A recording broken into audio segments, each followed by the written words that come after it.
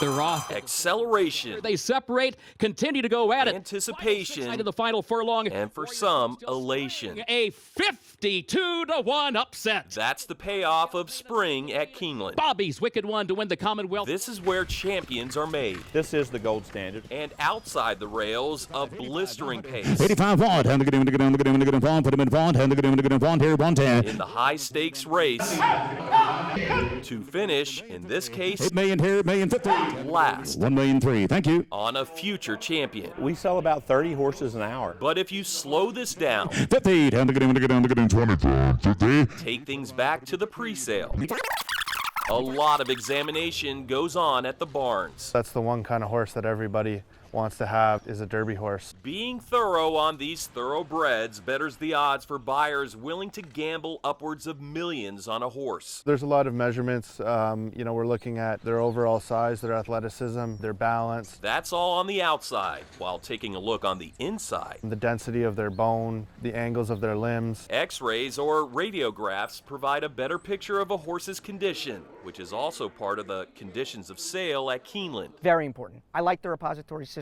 In 1996, Keeneland established the repository, storing 36 digital X-rays of each horse up for auction. For all the buyers to review. And depending on their age, yearlings, 2-year-olds, or horses of racing age, equine veterinarians have a strict window leading up to the sale in which to take radiographs like these. If you're a bad actor and you don't play by the rules, you won't be at Keeneland. But 10 veterinarians with one of the biggest players in horse health care confessed to breaking the rules in self-reporting letters to the KBVE, the Kentucky Board of Veterinary Examiners. Those horse doctors with the Haggard Equine Medical Institute admitted they misdated horse radiographs by several days, meaning they x-rayed outside the required sale window and then changed the date to reflect the images were inside the window. It was going on for decades, and the excuses given last year to the KBVE varied.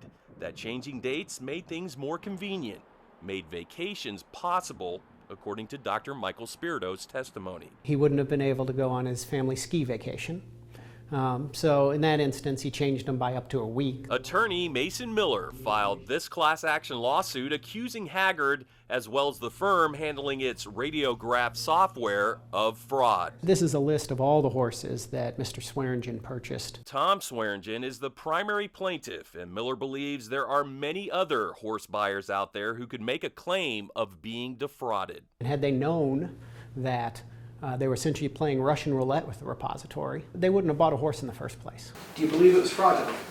I don't believe it was fraudulent. Miller and his law partners questioned several Haggard horse doctors last June in another lawsuit. For the record, Miller's firm represents other vets fighting non-compete contracts with Haggard so they could leave the practice. Misdating the dates on these x-rays, you are misrepresenting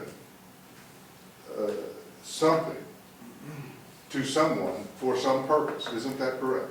Yeah, we've already been down this road. Although admitting to misdating, the veterinarians deny they ever manipulated radiographs in any way to hide problems with a horse. Never had one single horse sale overturned on a report that I provided. The KBVE fined Dr. Spirito $25,000, Dr. Michael Hoare $25,000 as well, and handed out other fines to other Haggard veterinarians ranging from $1,000 to $15,000.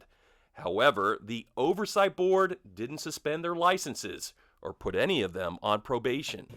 That doesn't make sense to me. Attorney Miller claims the KBVE made its conclusions without even looking at a single x-ray, including the conclusion the board found no evidence that any radiograph inaccurately reflected a horse's condition before sale.